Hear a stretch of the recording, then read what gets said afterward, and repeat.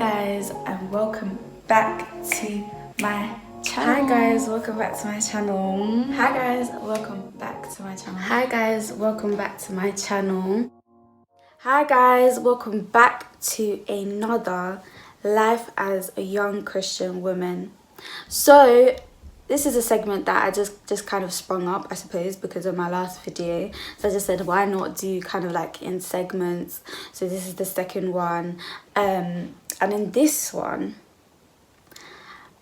in this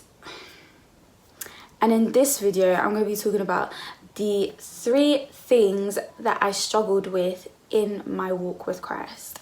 I think it's important to speak on certain struggles that we go through in our Christian walk, because other people may feel like, am I the only person that's going through this? Am I the only person that doesn't really know how to deal with this or tackle it? And you know, it's good to encourage someone, like, you know, you're not the only person. Like, you're literally not the only person.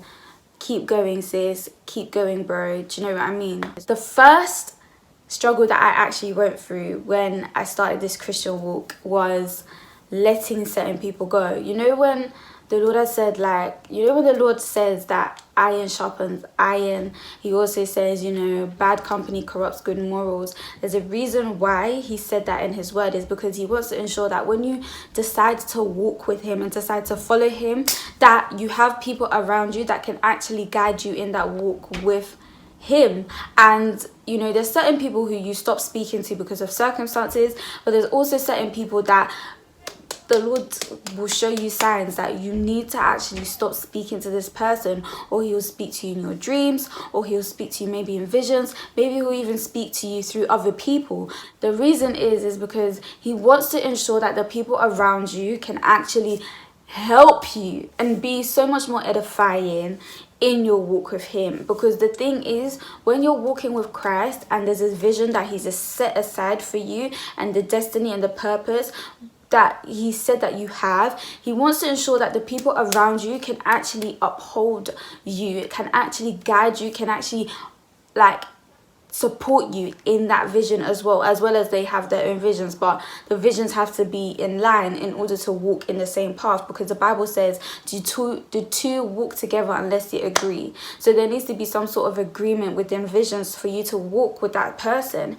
And to be honest, it's better for you to obey. I know sometimes it's hard, because for me personally, I'm somebody who, once I love you, and it's hard for me to just separate myself or stop speaking to you or distance myself from you just like that. Because for me personally, I'm somebody who I'm me and the block button, we're not necessarily familiar like that. Like me and the unfriend button, we're not necessarily familiar like that. So I tend to find it kind of, I found it, let me say, because now I don't mind, easy peasy. But before, it was just kind of like, do I really have to? I'm not quite sure, you know. No, actually, I just lied.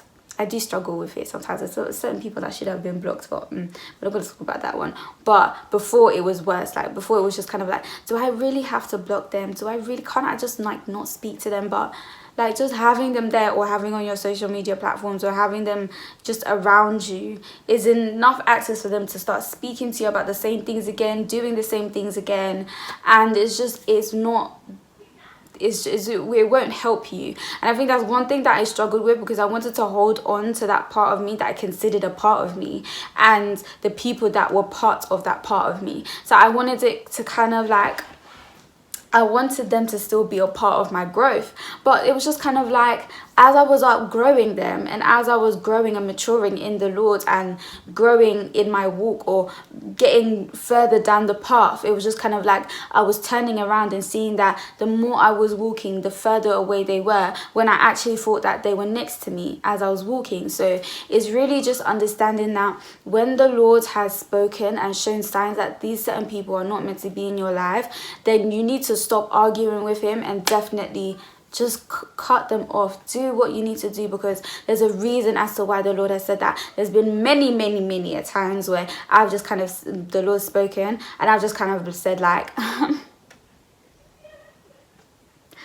Father, let me keep a little bit, let me just speak to them a little bit, you know what I'm saying? Like, I didn't want to let go, but that was my mistake, because at the end of the day, they showed me exactly what the Lord was saying. They showed me exactly why I had to actually cut them off, and it was well, do you know what I mean?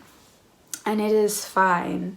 Everybody, we all grow, it's life, do you know what I mean? So don't feel like, oh God, but I can't let this person go, blah, blah, blah, blah, blah, blah, blah. You're trying to kind of like fit them into God's agenda for your life. No, God picks who's meant to be in your life based on the agenda that he has for you. You don't pick for him, do you understand? So the second thing I actually struggled with was dressing.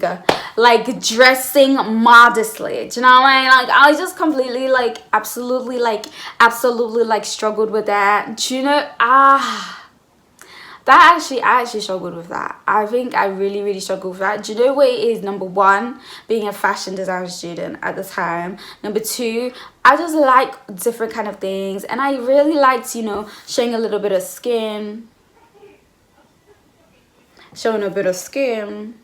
So like, I just found it so hard to like just stop. And obviously everything is a process. Do you understand? Everything is a process. So nobody's expecting you to do certain things overnight. I remember when I actually decided, okay, Lord, over to you, let's start this relationship, let's do what we got to do. Do you know what I mean? And honestly speaking, my dressing was probably one of the things that I really like, was really like something that I did not want to let go of, you know, because I was so used to the fitted and the tight, and not even just body fitting, but like tight, as in it's literally stuck to me. Like that's literally how I used to dress. And the cleavages and the short skirts and the tight skirts and everything. So it was hard, obviously, because I knew it was church, or when I would go to church I wouldn't wear like mini stuff or cleavagey stuff, but I would wear the things that would be very like, do you know what I mean? So it was kind of hard. It was very hard for me to kind of like let that go, because I loved wearing bodycon stuff. I loved wearing, you know, the figure hugging stuff. Like me, I was the advocate of all of that. Do you know what I mean?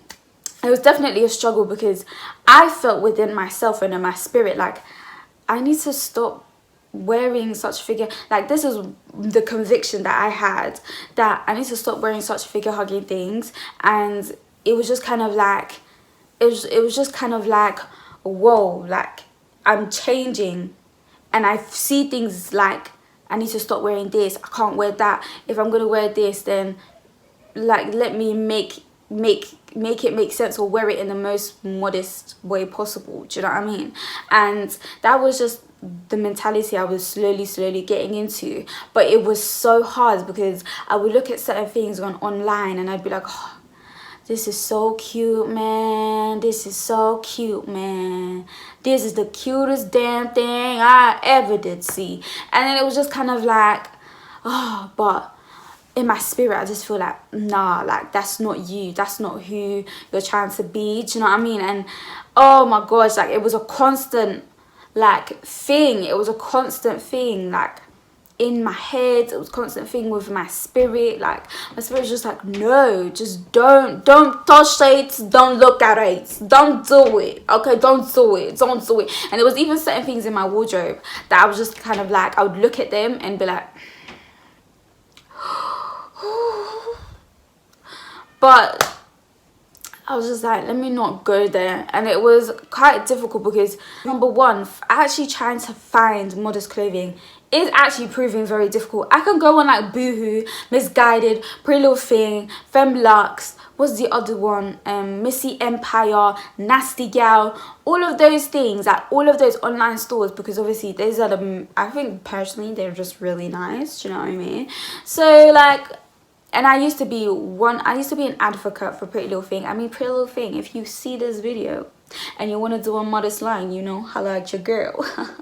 But it was just kind of like those websites, it was just so hard to find something nice, because those are the websites I used to shop on. So, and I knew and it was just getting in my head like, okay, maybe I can find something nice on there. But it was just kind of like, there will be something that will cover up here, but then like below it's a mini skirt or a mini dress, and then there'll be a nice dress that's long and maxi, but up here it's like the biggest V. Do you know what I mean? So it was so it is still hard trying to find clothes for modest people, because usually the modest clothing is the most expensive. Usually, like ASOS, some of the clothes is quite expensive, especially the nice modest stuff is quite expensive. Even like, it's just tough, man, but it's just trying to work around it. I think the thing is with the fashion today is like, you can actually kind of make certain things modest in your own way, like in terms of like layering clothing. Like for example, there's this fashion trend right now where people will put like satin slip dresses on top of shirts, on top of jumpers, with t-shirts underneath. So obviously I can work my way around that, and obviously being a fashion designer, I got the degree. So being a fashion designer, it is actually, you know, being creative in that way, I think I can work around it. And obviously sometimes, you know, I'm able to make my own clothes if I want to, but it's just difficult the days that I don't want to. And sometimes when I want to buy something, why are you guys not putting out modest stuff for us? Because we buy, we want to buy, but you're not catering to us. Why?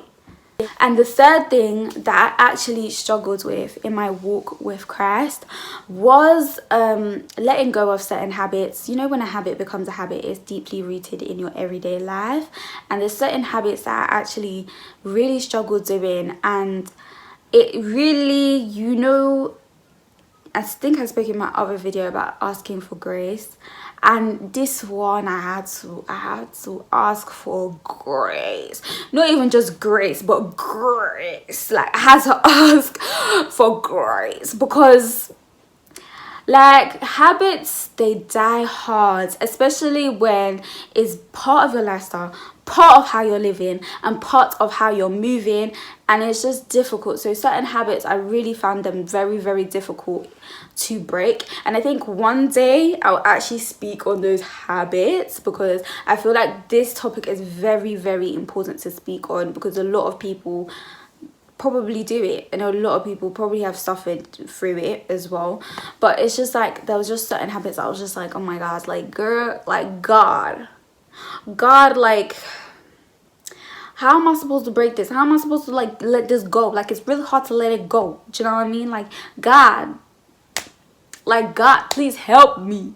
It's by his grace all the time, you know. Like I said, you have to ask for more grace in order to do things. Ask for more grace in order to keep going. Ask for more grace. Ask for more grace. Ask for more grace.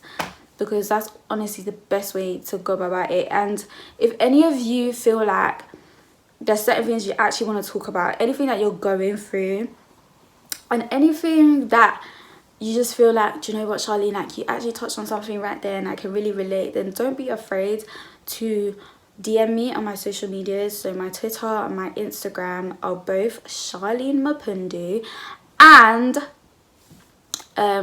you know, let me know in the comment section below what else you want me to touch on in terms of young Christian women in the faith. Do you know what I mean? Like, what else do you guys want to know? And also, if you didn't know, now you're going to know, I go to the Apostolic Movement Church. So be sure to join us today for I Am Fruitful service at 6 p.m. with Reverend Josephine Numa, and 10 p.m. Faith World TV on Sky channel 589, and also faithworldtv.com, and also Facebook, Prophet John Enuma Ministries, at 10 p.m. for Prophet's Couch. So I want to see all of you people that watch this video. I want to see all of you on those platforms, okay? I want you guys to also benefit, because I'm benefiting from the seeds that my spiritual parents sow. I'm benefiting, so you too, you can also benefit. Did you hear me? I want to see on those platforms as well. So how could I forget? Am I rude? Also, you see these, look at babe, look at babe, look at babe, look at babe, look at the babe. You guys cannot click off this video without going to check out Retendo Official. They're selling beautiful earrings and beautiful pieces to add to your wardrobe, so do not be rude. It is criminal to click off this video without liking, sharing and subscribing, and to not follow Retendo Official. I'm sure if you do those things, God will surely bless you. So anyways, God bless you all the time you watch this video. Morning, noon, night, and I'll see you in my next one.